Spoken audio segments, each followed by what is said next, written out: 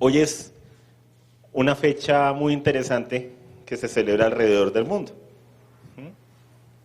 Yo le pregunto a la mayoría de las personas, ¿qué se está celebrando hoy alrededor del mundo? ¿Sí? Muchos de una piensan en el Halloween, ¿sí? Pero en muchas iglesias alrededor del mundo se está celebrando el Día de la Biblia o el llamado Día de la Reforma. Porque en un día como hoy, sí, hace más de 500 años, un monje católico, ¿sí?, fue a la plaza de su ciudad, fue a las puertas del edificio católico de su ciudad y clavó 95 tesis donde hablaba acerca de cosas que estaba haciendo mal el papado, cosas que estaba haciendo mal la iglesia, que no iban de acuerdo a lo que la escritura, la Biblia decía. Ese monje se llama Lutero y ahí nació el movimiento que llamamos de Reforma protestante o Reforma evangélica. Entonces, esa fecha quedó marcada y hoy en muchas congregaciones, en muchos lados, están celebrando el Día de la Biblia, el Día de la Reforma. Y esa palabra reforma es una palabra que hemos utilizado mucho aquí en nuestra congregación, en los servicios, en los eventos a los que hemos ido, por causa también de las congregaciones amigas que tenemos, por causa de, ¿cierto?, la cobertura que hemos tenido con la CCA, con el pastor Fernando y demás. Siempre se ha hablado mucho del tema de la reforma.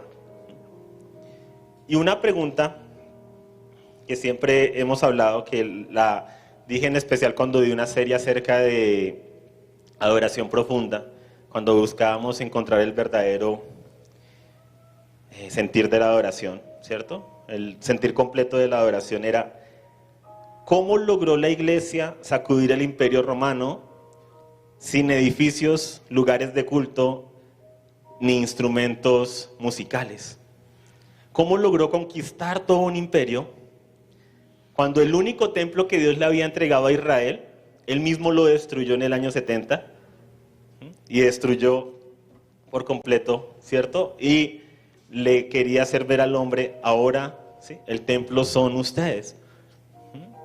Y la iglesia avanzó y conquistó sin todas las facilidades que tenemos hoy en día, sin que tuvieran la Biblia escrita, sin que cada persona en las congregaciones, sin que cada persona que se reunía tuviera un ejemplar de la Biblia en su bolsillo, mucho menos ahora en su celular.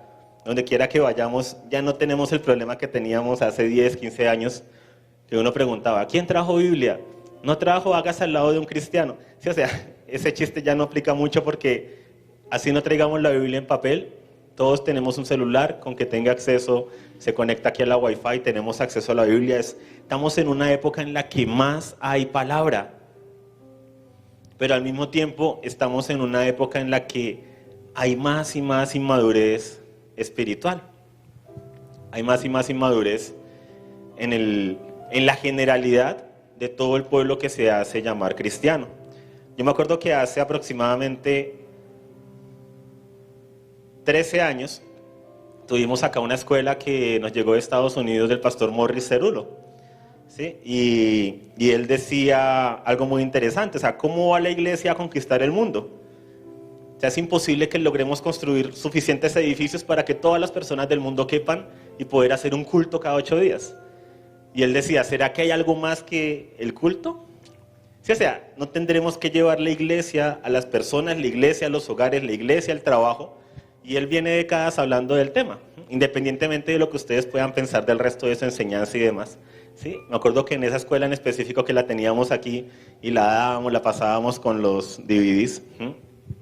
Antes de que llegaran nuevos DVDs, una nueva escuela, ¿cierto? La del pastor Fernando. Y era un desafío, ¿no? Como ir más allá, ¿sí? Llevar la vida cristiana es más allá, se vive en casa, se vive todos los días, se vive en nuestros hogares, se vive en todo lado. Y Dios siempre ha tenido un anhelo. Si vamos a Éxodo 19:6, cuando Dios saca a Israel de Egipto, Él tiene un anhelo de habitar en medio de ellos. Y en Éxodo 19:6 dice, ustedes serán para mí un reino de sacerdotes y una nación santa. ¿Un reino de qué? Sacerdotes. ¿Y una nación? Santa. ¿Sí? Estas son las palabras que le dirás a los israelitas, porque ahí está Dios hablando con Moisés. En Isaías 61:6 dice, ustedes serán llamados sacerdotes del Señor, ministros de nuestro Dios se les llamará.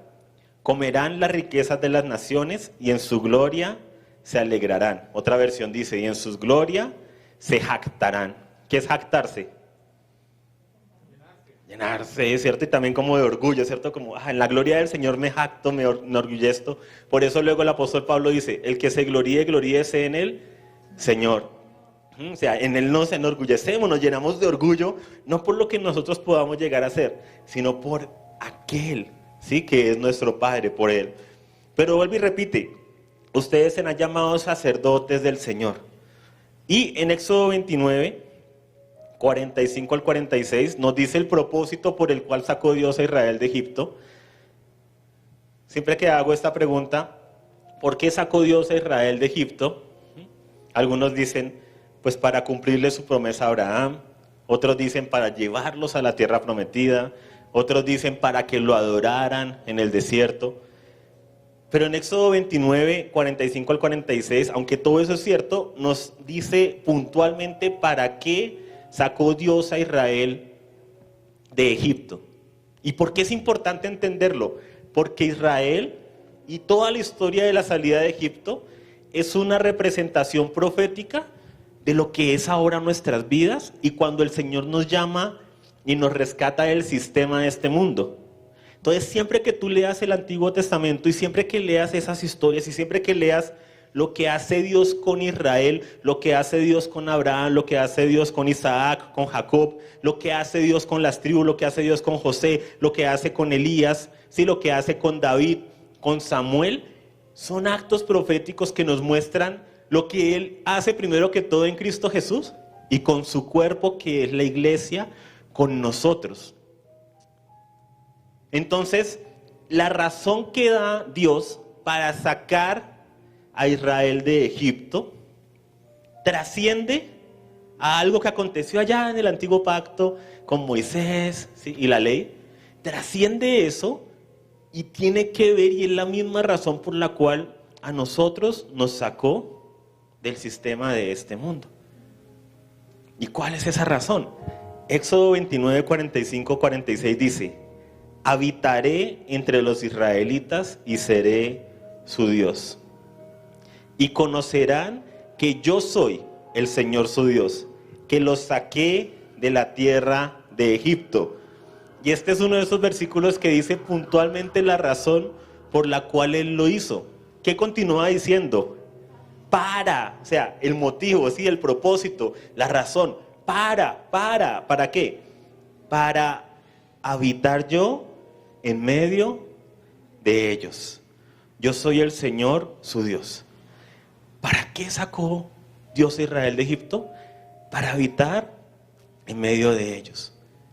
¿Para qué Dios un día te llamó y te sacó del sistema de este mundo? Para habitar Él en medio de ellos, en medio de nosotros. Las cosas más sencillas a los ojos de los hombres, ¿sí? Son las más grandes para Dios. O sea, su motivación no ha cambiado. Él anhela desde que estuvo en el huerto paseándose con el hombre hasta cuando va a establecer la nueva Jerusalén, Apocalipsis 21 y 22, y está Él en medio de ella. Anhela estar en medio de nosotros. Y no solamente eso, sino en nosotros. ¿Cuál es el tema? Que esto muchas veces lo sabemos, ¿cierto? Y lo entendemos acá. Dios habita en mí. Pero ¿qué implicación tiene eso en mi comportamiento diario, en mi vida diaria? Si Dios habita en mí, si yo soy la casa de Dios y el Espíritu de Dios habita en mí, cuando nos unimos las piedras vivas y hay un gran fuego de esa presencia de Dios en nosotros y en medio nuestro, eso transforma, cambia por completo toda nuestra vida.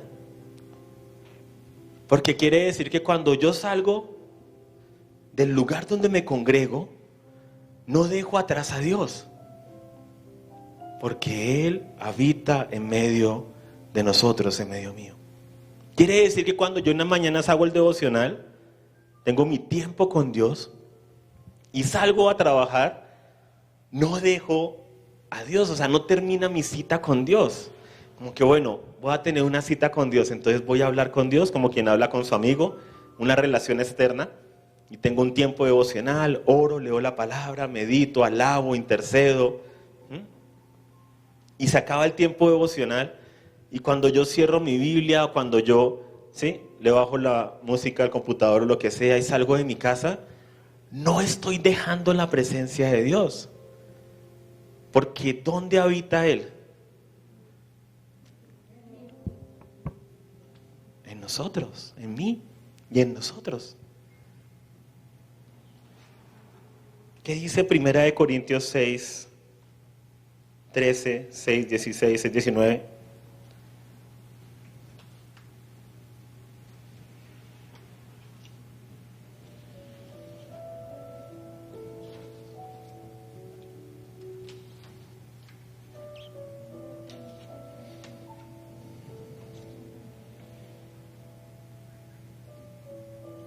Seis 16 dice: ¿qué acuerdo tiene el templo de Dios con los ídolos? Porque nosotros somos el templo del Dios vivo. Como dijo Dios, habitaré en ellos y andaré entre ellos, y seré su Dios y ellos serán mi pueblo. Entonces, ¿por qué nosotros no participamos de ciertas cosas que participa todo el mundo y que de pronto hasta hay cristianos que dicen, pero yo no le veo nada de malo? Porque ya no se trata de si yo lo veo malo o no. Se trata de qué quiere el dueño de la casa. El dueño de la casa decide lo que se hace en la casa.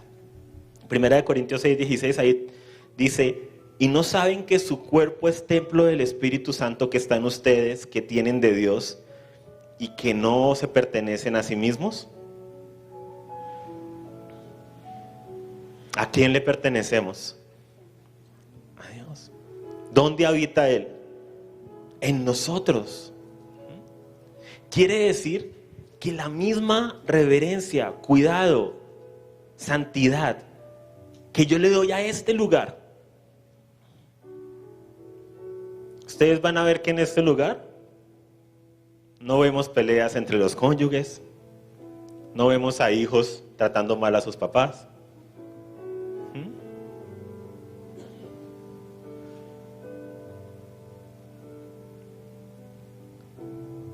No vemos a nadie sacando su celular y buscando cosas que no deben. Porque es que estamos juntos, de pronto me pillan, de pronto me ven. Pero fuera de eso, pues estamos en un ambiente espiritual. Y desde la época de los israelitas nos hemos acostumbrado a separar como que hay ambientes espirituales y hay ambientes naturales. ¿Y cuál ha sido el sueño de Dios? Llevar el ambiente espiritual dentro del hombre, para que en todo momento y en todo lugar camine con la misma reverencia y santidad. Salmo 139. ¿A dónde huiré de la presencia de Dios? Si voy al cielo, ahí estás tú. Si voy a lo profundo del mar, ahí estás tú. O sea, donde quiera que vaya, ahí está Él. Y esta es una de las revelaciones más sencillas, pero las más transformadoras en la Escritura. Cuando nosotros creemos, tenemos la fe para creer lo que Dios dice que somos. Que yo soy la casa del Espíritu Santo y que el Espíritu Santo habita en mí. Eso trae una reforma, una transformación a todo mi caminar. Lo transforma por completo. Ya no voy a un lugar a buscar la presencia de Dios, eso es absurdo. La presencia de Dios habita en mí y no acá, no intelectualmente, sino porque empiezo a tener esa vida diaria de comunión, de andar con Él. Voy camino al trabajo y sé que Él está conmigo y estoy en una permanente comunión con Él. Y me pasó algo charro. Y no estoy ahí pensando, uy, lo que me hizo y no me debió haber hecho esto, sino que estoy ahí llevando eso al Padre. Ay, Padre, no me gustó cómo me habló, Padre, no me gustó esto. Sí, o sea, mi conversación no es conmigo mismo, empieza a haber esa comunión con el Padre. Y en todo momento estoy teniendo esa comunión con el Padre. ¿Por qué hoy me hablaron así? ¿Por qué mi jefe me dijo esto hoy? Padre, ¿que me quieres enseñar algo? ¿O es esto una obra de las tinieblas que me quieren molestar? ¿O yo di papaya porque no me por sí? Empieza a ver esa reflexión y es algo diario y continuo. No es solo en el tiempo devocional en las mañanas, donde está Dios. No, es la presencia de Dios continuamente. Los reformadores utilizaban una expresión que era coram deo, delante de la presencia de Dios, ¿sí? Delante de su presencia y para su gloria, que en todo momento yo estoy delante de la presencia de Dios y todo lo que yo hago lo hago para su gloria. Y cuando yo adquiero esta verdadera identidad de hijo de Dios y de que Él habita en mí, todo cambia, mi vocabulario cambia, todas las cosas cambian, ya no todo lo que yo escucho me suena igual. Entonces ya uno escucha ciertas cosas y ya no, ¿sí? No las pasas igual. Escuchas ¿sí? Acerca de personas que quieren buscar la presencia del Señor y tú lo que quieres es transmitirles identidad. ¿Por qué sigues buscando a aquel que habita en ti? ¿O es que no has nacido de nuevo? Sí, yo ya nací de nuevo. Ok. Entonces, el poder más grande del universo, el que resucitó a Jesucristo, está en ti. Así como un día guió a los israelitas en una nube durante el día y en una columna de fuego durante la noche, ahora te guía a ti y nos guía a nosotros. Porque no nos hizo para hacer miles de templos individuales, sino para que formemos un solo templo, en Él. La iglesia de Cristo, de principio a fin, la Biblia habla de comunidad. El Padre Nuestro nos habla de comunidad. Una oración que no fue diseñada para orarla con un sentido individual. Padre mío que estás en los cielos, santificado sea tu nombre. Venga a mí tu reino. Hágase tu voluntad en mi vida como se hace en los cielos. Dame hoy mi pan de cada día. Perdona mis ofensas como yo perdono a los que me ofenden. No me dejes caer en tentación. O sea, no lo dice. ¿Qué dice? Padre nuestro, para que aún en nuestro lugar secreto no nos olvidemos de que fuimos creados en una comunidad y para una comunidad. Sí, o sea, el evangelio del llanero solitario no existe. El evangelio, ¿sí? El evangelio individualista no existe. Estaba pensando cuál es el Avenger más individualista para contextualizarlo, porque el llanero solitario ya no lo conoce nadie.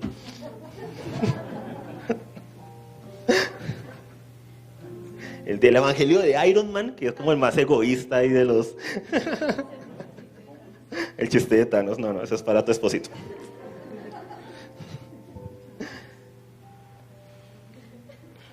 Entonces Dios dice, yo quiero habitar en medio de ellos. Yo quiero que sean una nación santa, que sean sacerdotes, que tengan acceso a mi presencia. Que un sacerdote, ¿quién es? Aquel que presenta un sacrificio. No hay sacerdocio sin sacrificio. Grítase a la persona que está a tu lado. No hay sacerdocio sin sacrificio.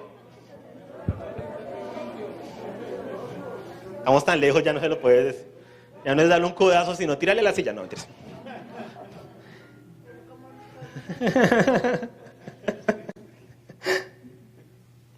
Pero el anhelo de Dios, ¿sí? Que todo Israel fuera su reino de sacerdotes. Pero nosotros hoy en día pensamos en sacerdotes en Israel, ¿y en qué tribu pensamos? En Leví. ¿Pero por qué quedó Leví? Por la desobediencia del pueblo, que fue la única tribu, que no participó de ese acto pagano, de esa orgía inmunda en la que estaban. Sí, porque la palabra ahí en el hebreo es muy fuerte lo que estaban haciendo. Era un desmán complicado ahí con el becerro de oro y demás.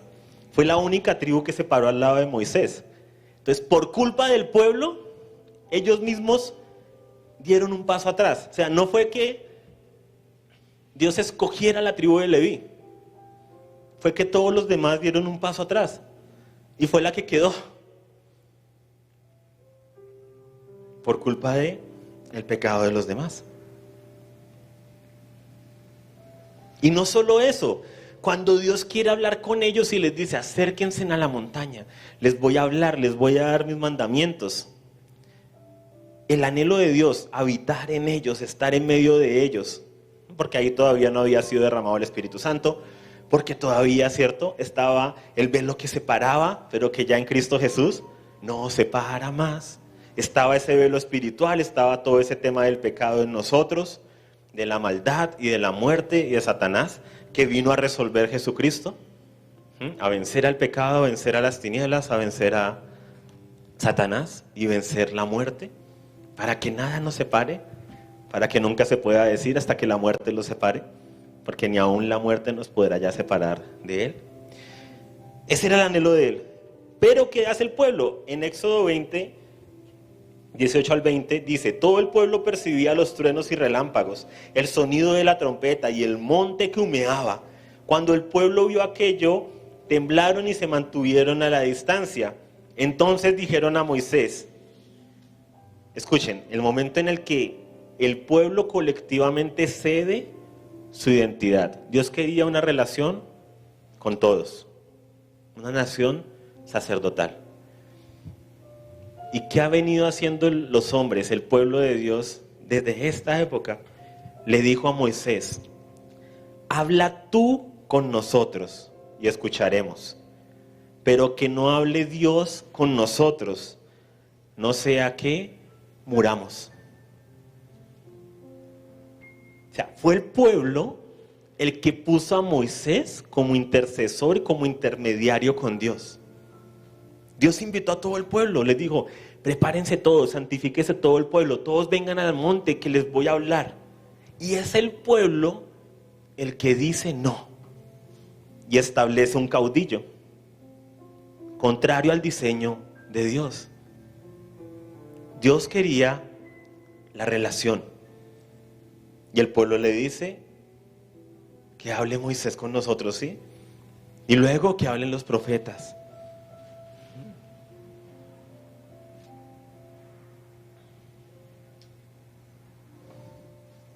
¿Cuál es el anhelo de Dios con su iglesia? No ha cambiado. En Jeremías 31, que lo han leído los que han estado yendo a los grupos de amigos, bueno, los que se han estado conectando a los grupos de amigos, Jeremías 31 nos dice, del 31 al 34, el anhelo de Dios con su iglesia. Vienen días, declara el Señor, en que haré con la casa de Israel y con la casa de Judá un nuevo pacto. Que ese es el nuevo pacto en el que estamos nosotros, ¿cierto? El pacto renovado. No como el pacto que hice con sus padres el día que los tomé de la mano para sacarlos de la tierra de Egipto. Qué figura tan bonita, ¿no? ¿Cómo nos saca el Señor de Egipto? Dice, los tomé de la mano para sacarlos de la tierra de Egipto. Si tú sientes que hay cosas en tu vida, ese Egipto que te aprisiona, que te esclaviza, no creas que porque un día conociste al Señor y caíste en un pecado, caíste en algo que habías dejado atrás, que ahora el Señor te dice, mijo, salga de ahí como pueda. Él está dispuesto, aún su mano, a sacarte. Es lo que dice en Salmos. 7 veces puede caer el justo, pero no quedará postrado, porque el Señor sostiene su mano. Pero ese no es el tema, ¿no? Bueno. No como el pacto que hice con sus padres, para sacarlos de la tierra de Egipto. Mi pacto que ellos rompieron, aunque fui un esposo para ellos. ¿Aunque fui un qué? Esposo para ellos. Declara el Señor. Porque este es el pacto que haré con la casa de Israel después de aquellos días. Declara el Señor. Pondré mi ley dentro de ellos y sobre sus corazones la escribiré. ¿La qué? La ley. Entonces yo seré su Dios y ellos serán mi pueblo. No tendrán que enseñar más cada uno a su prójimo y cada cual a su hermano, diciéndole, conoce al Señor.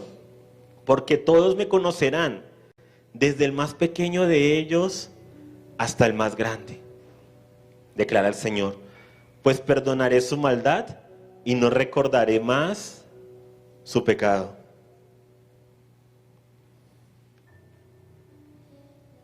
Porque todos, ¿qué? Me conocerán. Una relación íntima. Soy como un esposo. Una relación de intimidad. de escuchar su voz, lo que hemos venido hablando en las últimas semanas y a meses, ¿cierto? El escuchar la voz de Dios. ¿Por qué podemos escuchar la voz de Dios? ¿Por mi esfuerzo? No, por lo que Él ha determinado y decidido y porque Él así lo ha anhelado y lo ha permitido. Y porque es su anhelo, el comunicarse con nosotros, el que lo conozcamos. No el que conozcamos de Dios, sino el que conozcamos a Dios. El que cuando alguien te pregunta, oye, ¿tú por qué ya no volviste a ver estas películas? ¿O por qué no volviste a escuchar esta música? ¿Por qué ya no nos acompañas en tal reunión? Tú no digas, no, pues es que allá en la congregación me molestan cuando lo hago. Esa es una persona que no conoce al Señor. Que tú puedas decir, es que el Padre me dijo que lo dejara. El Padre me mostró que no era para mí. Ya, si ellos lo quieren hacer está bien, pero el Padre me dijo, sí, sale de una relación con Él. Uno nota cuando hay vida, cuando las personas estamos andando en religiosidad, porque los demás lo hacen, los demás lo dicen, aún con cosas muy buenas y cristianas, a cuando parten de la vida de Dios. Cuando la vida de Dios, cuando es Dios quien te enseña, quien te muestra, quien te confirma. Escuchas un testimonio en la congregación y tú dices, wow, Padre, yo quisiera eso para mí. Y Él te dice, también es para ti, tú wow, lo agarras. ¿Sí? Y viene de esa relación tan sencilla con Él, de estar hablando con Él. Grítale al que está a tu lado, no compliques lo que Dios ha hecho sencillo.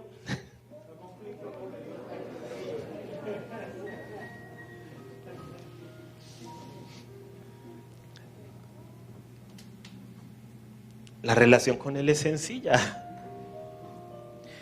Y dice, todos me conocerán. Conocer. Y esa palabra conocer en la Biblia, algunos ya han escuchado, es la palabra, ¿sí?, más fuerte que hay porque habla de la intimidad de un esposo con su esposa, habla del mayor grado de intimidad.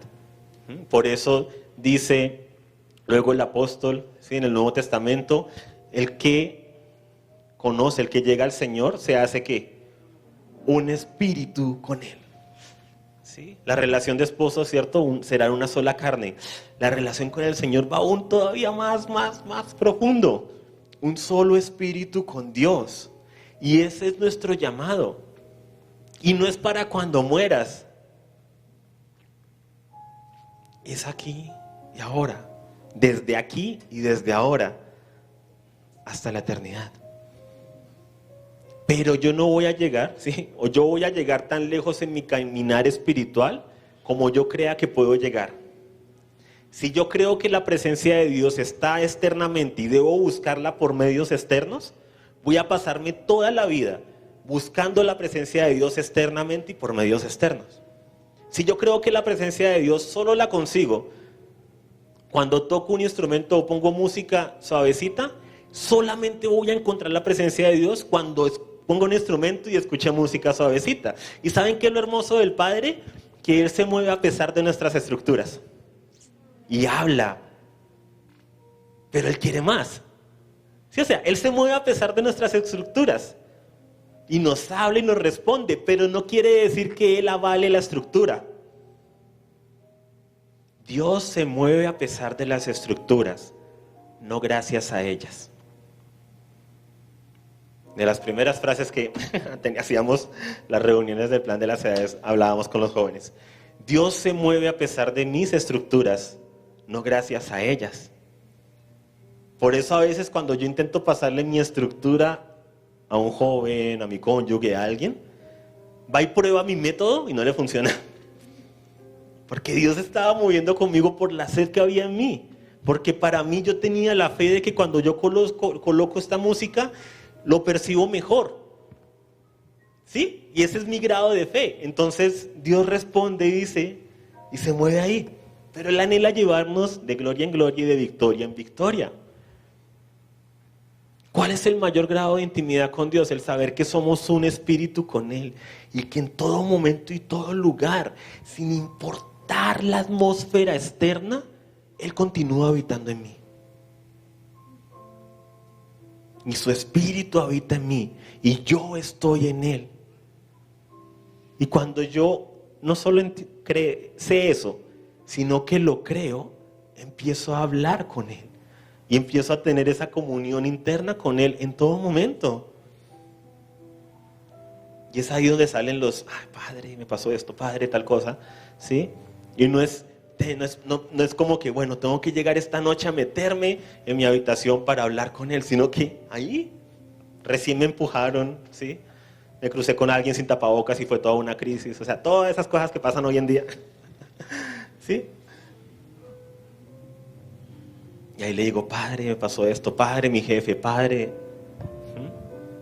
mi cónyuge, Padre. Y es esa relación viva y real con un Dios que habita en nosotros. Entonces el anhelo con Dios, con su iglesia, habitar en ella. Pero no solamente eso.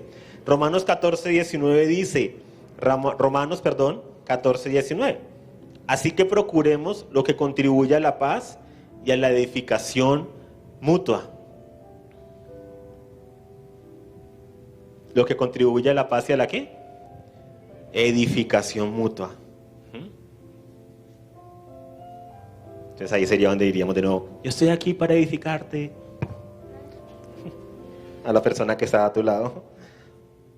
Primera de Corintios 14:26 dice, ¿qué hay pues que hacer, hermanos?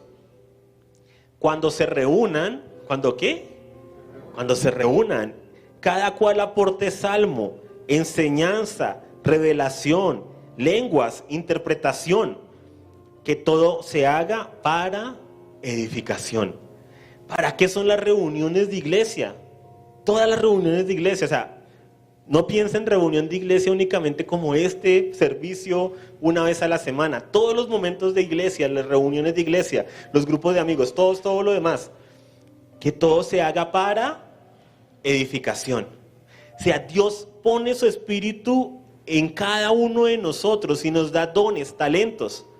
Coloca dones en ti que no están en mí. Para que cuando nos encontremos, podamos ser mutuamente ¿qué? Edificados.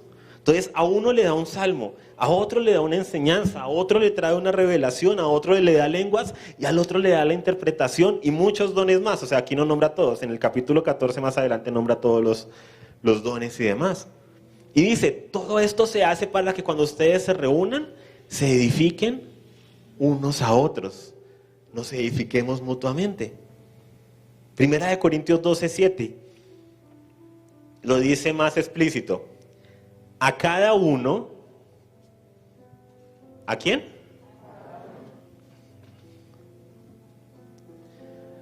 O sea, Dios, y aquí el apóstol, ¿sí?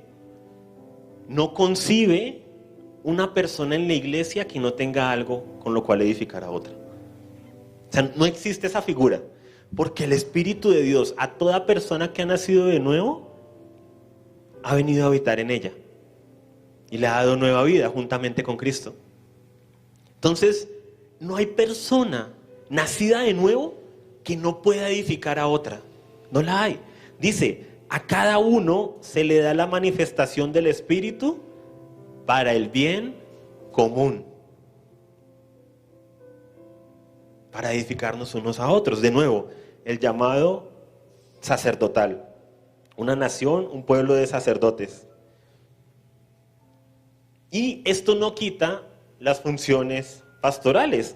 En Hechos 20:28 dice, Pablo llamó a los ancianos de la iglesia y les dijo, tengan cuidado de ustedes y de toda la grey, en medio de la cual el Espíritu Santo les ha hecho obispos para pastorear la iglesia de Dios, la cual él compró con su propia sangre. Entonces, parte de las funciones nuestras de entre todos de edificarnos mutuamente, hay ancianos que tienen una función pastoral, pero no anulan la función que cada uno de los demás debemos ejercer para edificación mutua. Por eso en Efesios 4 del 11 al 12 dice, Efesios 4 del 11 al 12, Él dio a algunos el ser apóstoles, a otros profetas, a otros evangelistas, a otros pastores y maestros. ¿Para qué?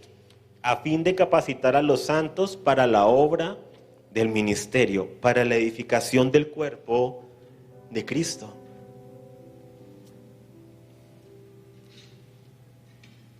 Hay pastores, hay diáconos, ¿cierto? Cada quien cumpliendo su llamado para una mutua edificación. Y cada quien creciendo en el nivel de madurez que se encuentra. Entonces las personas que recién conocen del Señor requieren un cuidado pastoral especial. Porque comenzamos todos como niños en Cristo, en párvulos. Sí, cuidados especiales, solo la leche, hasta después de los 6 meses, el año, bueno, hablando ya no natural, ¿sí? Podemos empezar a darle ciertos alimentos, pero lo que es mariscos, lo que es cítricos, no se pueden dar todavía, el estómago del bebé no los puede soportar, casi hacia el año, después del año se empiezan a dar ciertas cosas, primero solo puede comer la clara de huevo, y luego, más adelante, la yema, lo dije al revés, tu cara me lo dice todo, bueno, algo así. Cada quien en su nivel de madurez.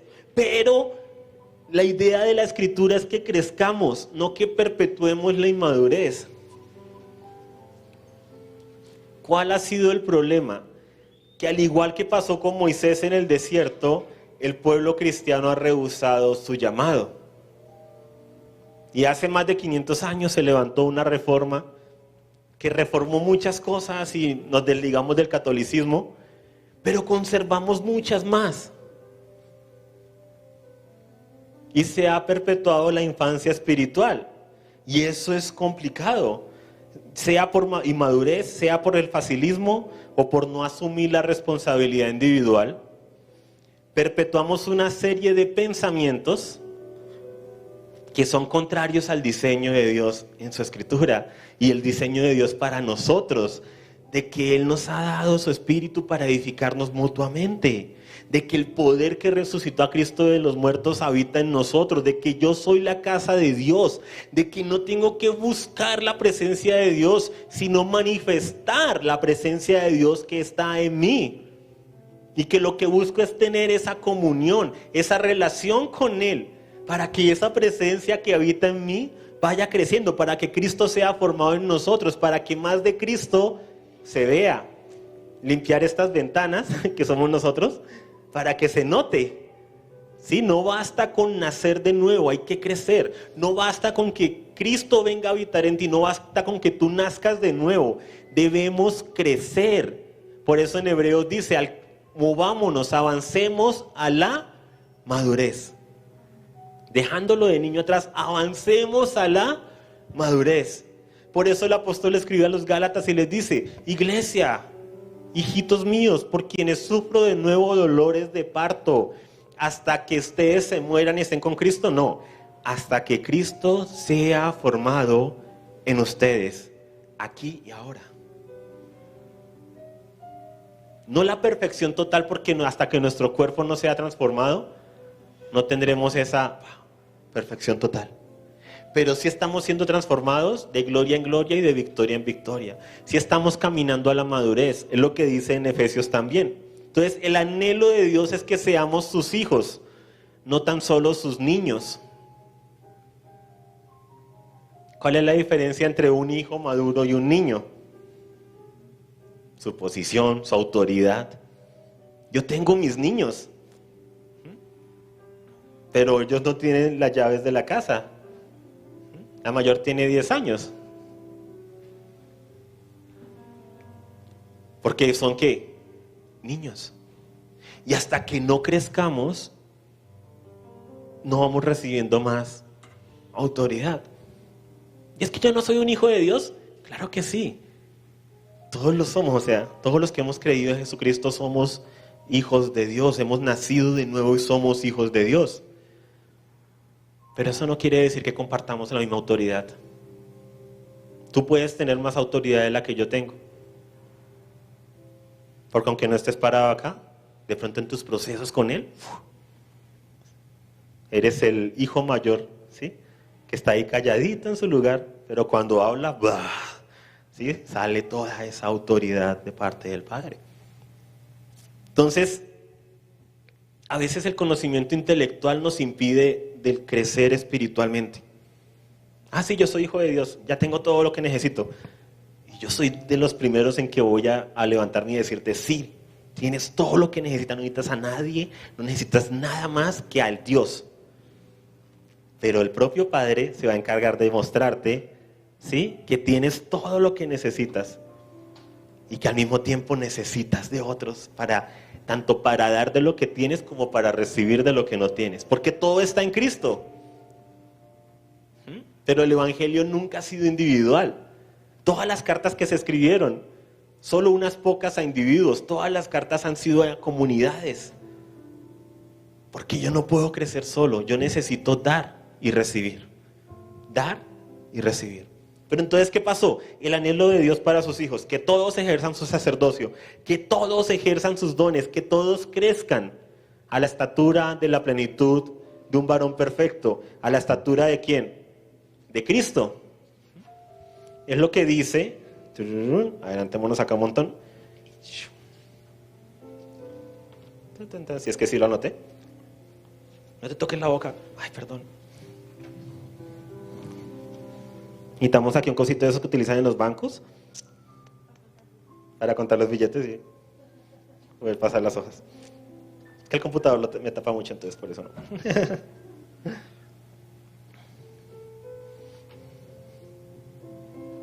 Bueno, no lo puse.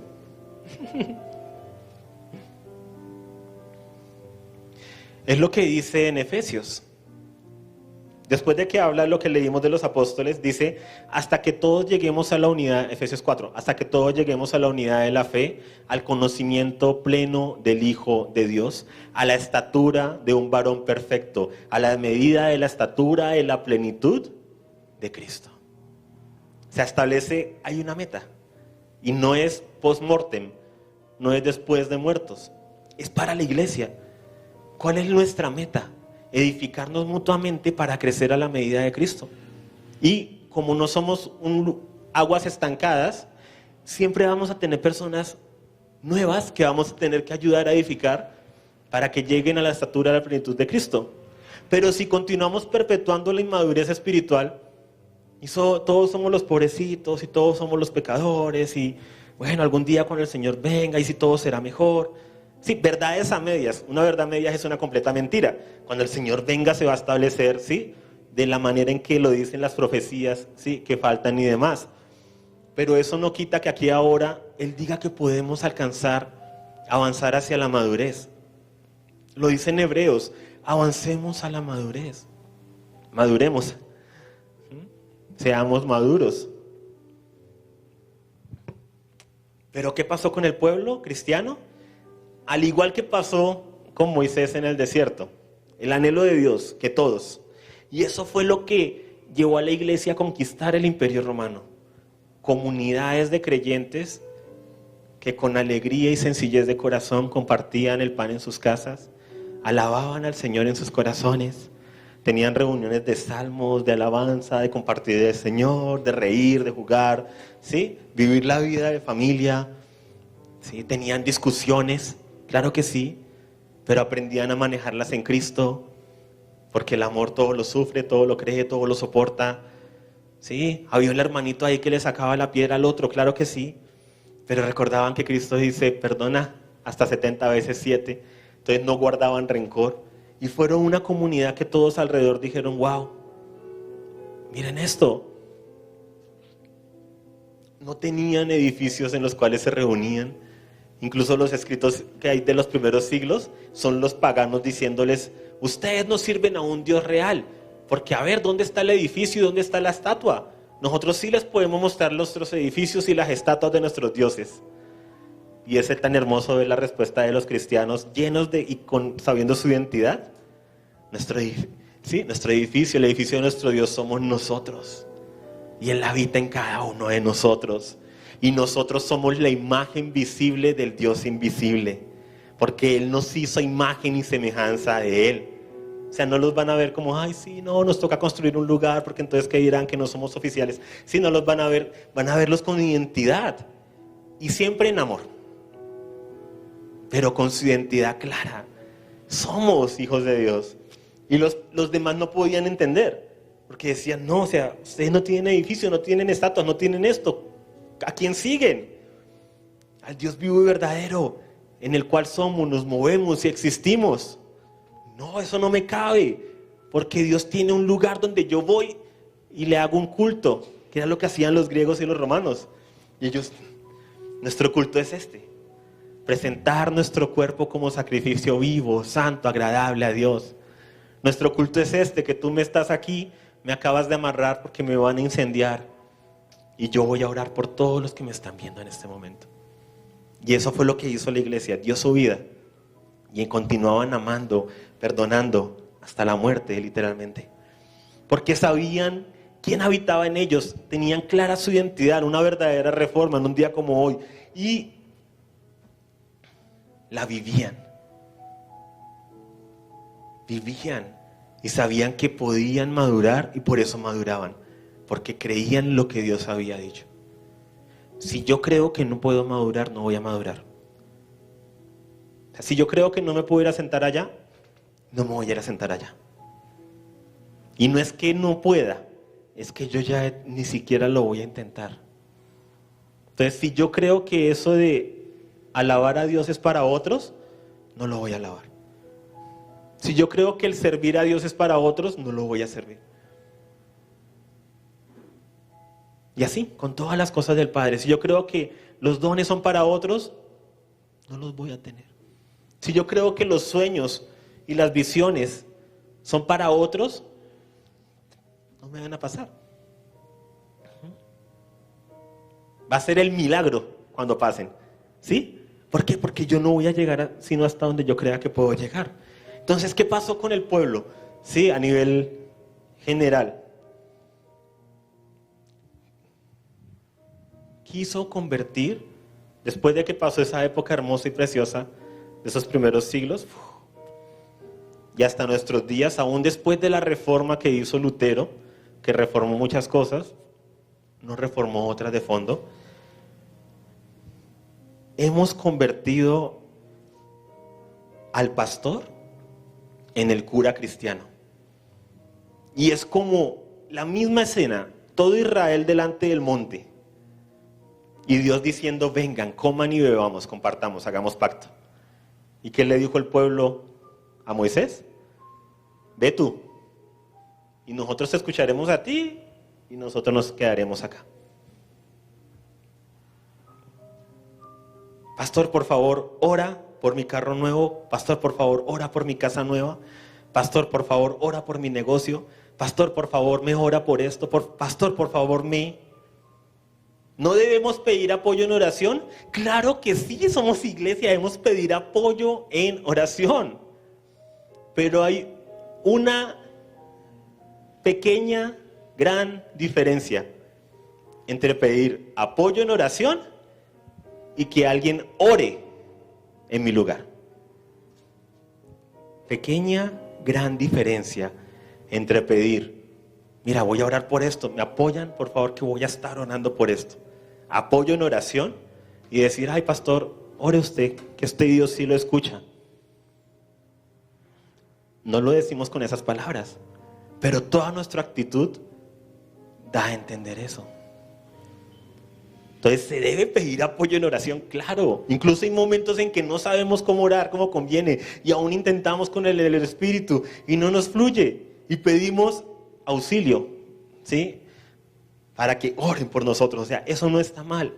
Pero cuando se vuelve la regla, cuando me roba mi identidad, cuando yo creo que Dios no me escucha, cuando yo pido oración para que otros hagan la oración que yo debo hacer, no apoyo en oración de que yo oro y otros oran, sino que oren por mí. Me estoy quedando así, al lado del monte. Ve tú, yo me quedo acá. Y es el propio pueblo el que ha hecho esto. O sea, no ha sido culpa de los pastores. El pueblo cristiano, por su comodidad, dio un paso atrás. Y adelante quedó el pastor, los pastores, los líderes de la congregación. Porque es más fácil. Y que sea Él el santo. Y que sea Él el que se guarde. Entonces el pastor la embarra. Hay congregaciones, listo, cambiémoslo, busquemos hojas de vida, ponemos un nuevo pastor. Qué bueno, ya el nuevo caudillo.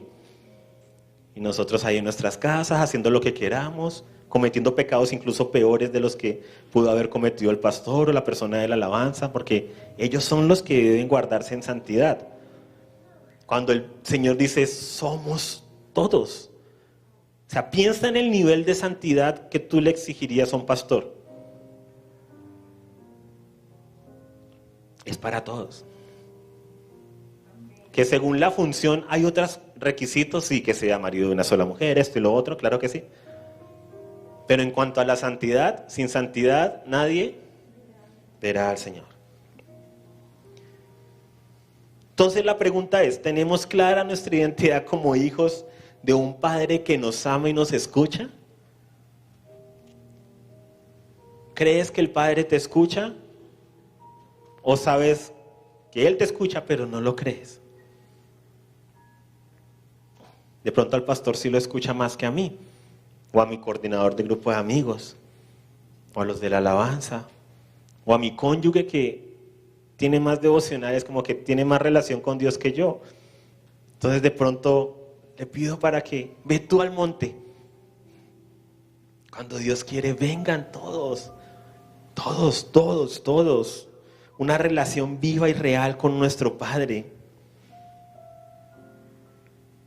Entonces, pastor, por favor habla con mi esposa. Pastor, por favor habla con mi esposo. Pastor, por favor habla con mis hijos que no sé qué más hacer. ¿No debemos pedir consejería? Claro que sí está bien pedir consejería, por Dios, ese no es el tema. El tema es la identidad. ¿Y por qué la pedimos? ¿Porque realmente necesitamos esa ayuda extra o porque queremos que el pastor o la pastora regañe a nuestro cónyuge y nos dé la razón? Mire, no ha vuelto al culto, pastor, vea, dígale.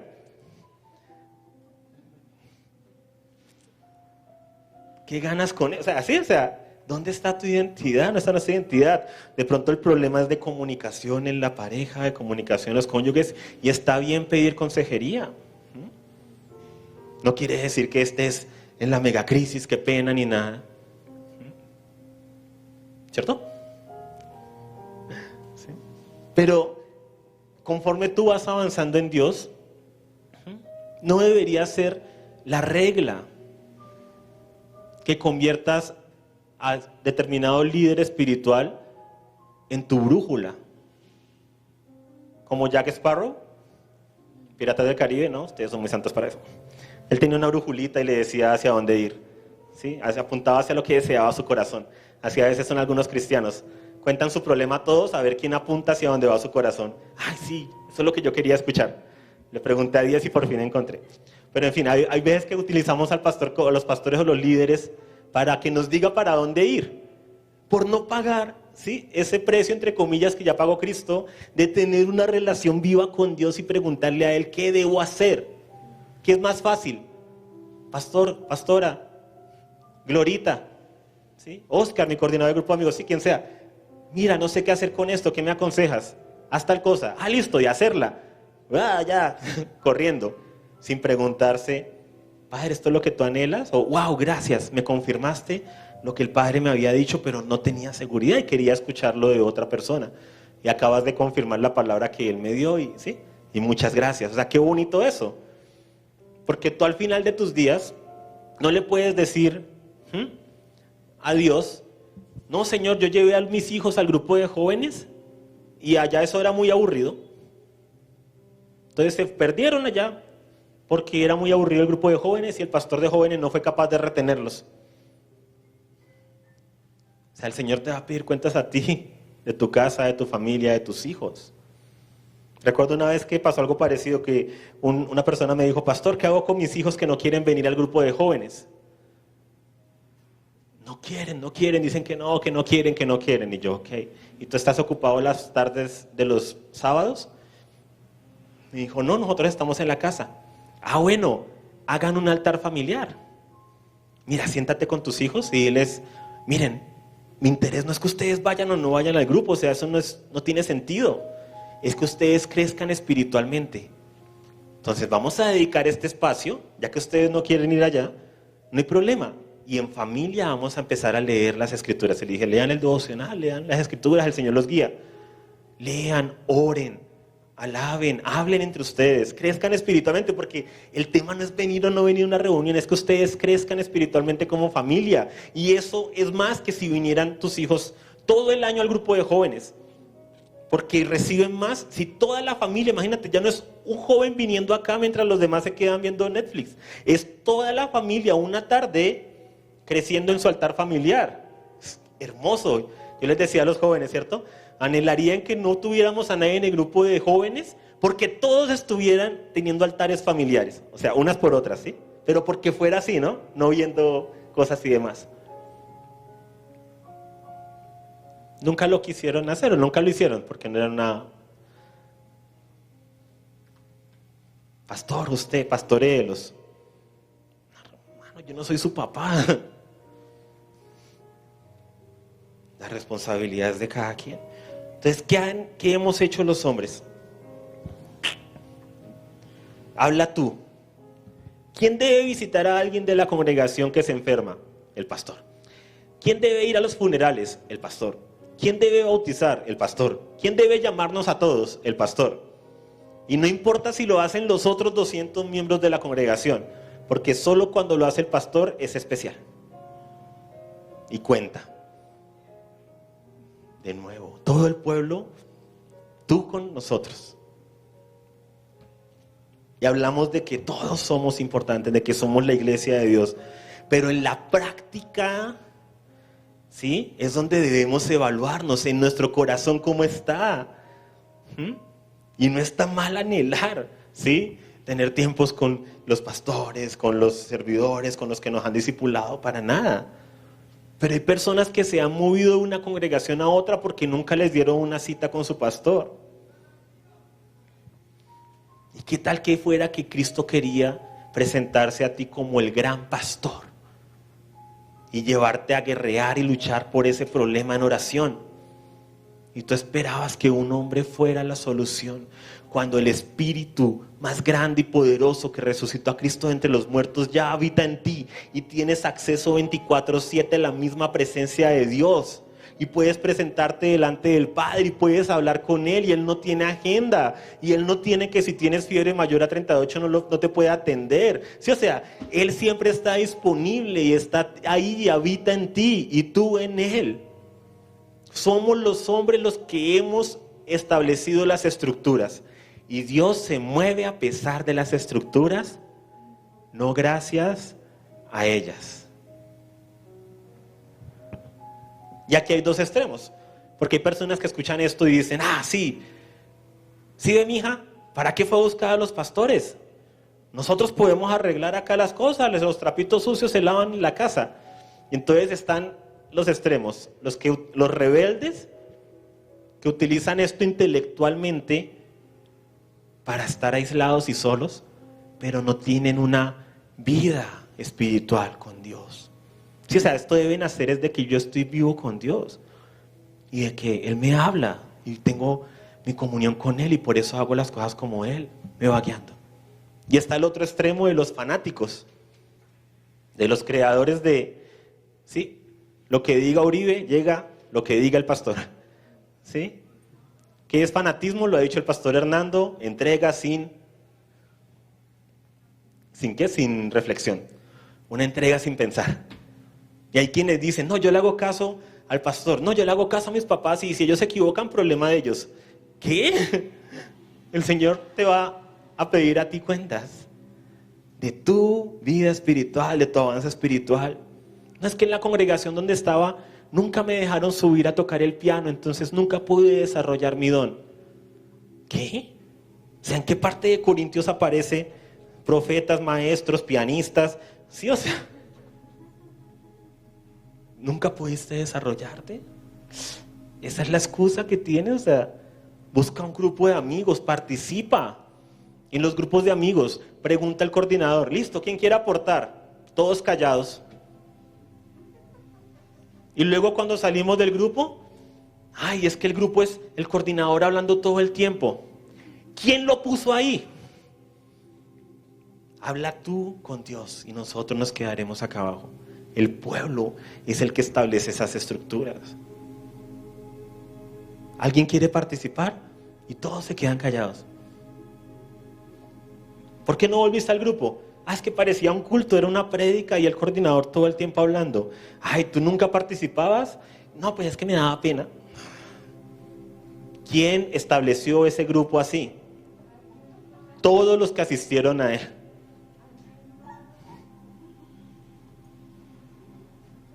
Es el pastor el que debe predicar, es el pastor el que debe evangelizar.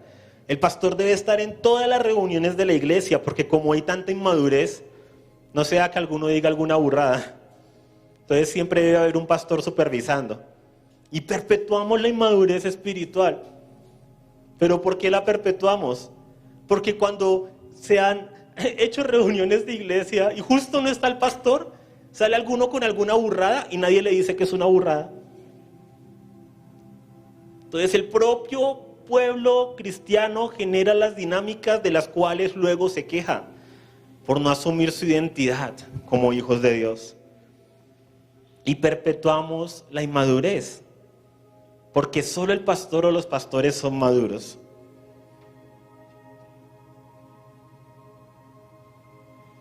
Glorita, reunión de damas. Entonces, tengo este problema, ¿será que pueden orar por mí? Está Lili, que ella ore. No, pero es que esto es muy fuerte, que lo haga Glorita. Habla tú con nosotros y los demás. Somos nosotros, grupo de amigos. Deja uno a alguien que se encargue. Y luego, no, sí, estuvo bonito, pero es que no es lo mismo como cuando tú lo haces. Y establecemos eso. Los especiales y el resto. Cuando, como nos lo dijo Primera de Ponchinelo, tú eres especial. Una película de Más Lucado, que la hemos visto en los encuentros. Tú eres especial.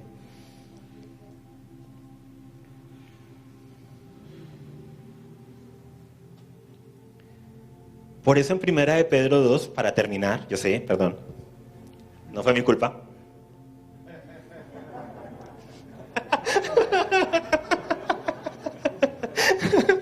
Primera de Pedro 2. Fue el equipo de intercesión. Pastora linda. Primera de Pedro 2 dice: por tanto, desechando toda malicia y todo engaño, e hipocresías, envidias, toda difamación. Quiero que siempre vean la escritura todo lo que es de niños. Deseen como niños recién nacidos la leche pura de la palabra. ¿Deseen qué? Como niños recién nacidos la leche ¿qué? Pura de la palabra. ¿Pero para qué? Para que por ella crezcan para salvación. O sea, el diseño de Dios siempre es de crecimiento. Y no importa en qué etapa estás, el todo es que estés creciendo. Lo importante de los procesos es estar avanzando, no compararme. Y si me comparo con otros para decir, wow, si él lo alcanzó, yo sé que yo también lo puedo alcanzar. Porque el espíritu que habita en él habita en mí. Y viniendo a él, como en el versículo 4, como una piedra viva, desechada por los hombres, pero escogida y preciosa delante de Dios, también ustedes como piedras vivas sean edificados como casa espiritual para un sacerdocio santo, para ofrecer sacrificios espirituales aceptables a Dios por medio de Cristo, de Jesucristo. Porque esto se encuentra en la Escritura. Aquí pongo en Sion una piedra escogida, una piedra angular, Jesucristo. El que crea en él no será avergonzado. Este precioso valor es, pues, para nosotros, para ustedes los que creen. Pero para los que no creen, la piedra que desecharon los constructores en piedra angular se ha convertido en piedra de tropiezo y roca de escándalo. Ellos tropiezan porque son desobedientes a la palabra, y para ello estaban destinados. Pero ustedes son linaje escogido, real sacerdocio, nación santa, pueblo adquirido para posesión de Dios, a fin de que anuncien las virtudes de aquel que los llamó de las tinieblas a su luz admirable. Pues ustedes que en otro tiempo no eran pueblo, pero ahora son el pueblo de Dios, no habían recibido misericordia, pero ahora han recibido misericordia. Somos piedras vivas, estamos construyendo una casa espiritual para Dios. ¿Qué es lo que aman las tinieblas? La oscuridad.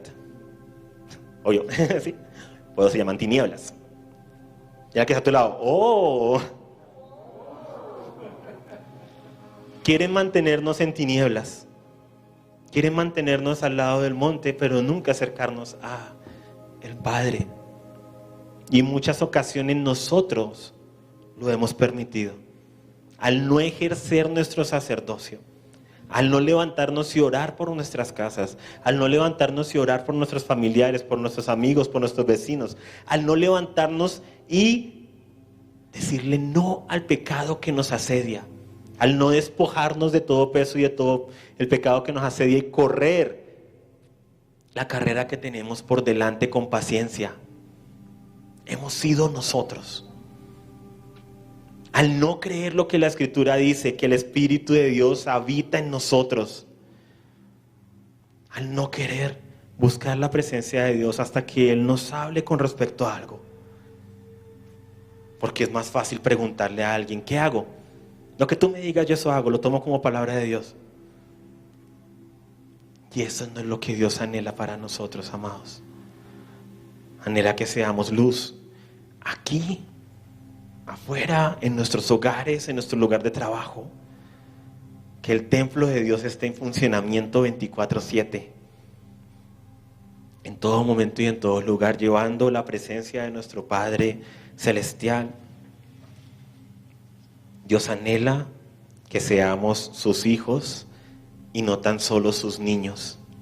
Nunca lo olvides. Amén.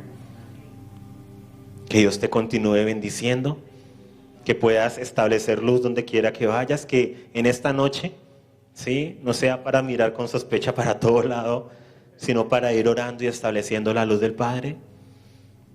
Y que si algo, ¿sí?, alguien se llega a levantar, sea porque es una persona que necesita que tú le prediques. Que podamos establecer esos altares familiares y padres discipulen a sus hijos. Si sus hijos no quieren saber del Señor, ir a la congregación, Él habita en ti. Llévales la congregación a ellos, porque ya es así. El Espíritu de Dios habita en ti. Ten tiempos con ellos. Y eso cuesta, sí cuesta. Tiempo, esfuerzo, dedicación. No es para que hagas un estudio bíblico y te cargues, no. Leer la palabra. ¿Qué dice esto? Orar, alabar. Las cosas sencillas, pero en familia. Si sientes que tus hijos están yendo de las manos porque no han vuelto a la congregación, no quieren ir a jóvenes, esto y lo otro, que hemos tenido papás así, que nos dicen con lágrimas, les decimos, no se han salido de las manos porque están en tu casa y tú aún puedes hacer esto allá. ¿Quién te dijo que no podías? ¿Quién te dijo que no eras digno? ¿Quién te dijo que no eras digna? ¿Quién te dijo que no eras hija o hijo de Dios? Hay un real sacerdocio y es para todos aquellos que lo crean y solamente digan amén para mí y lo ejerzan. Amén.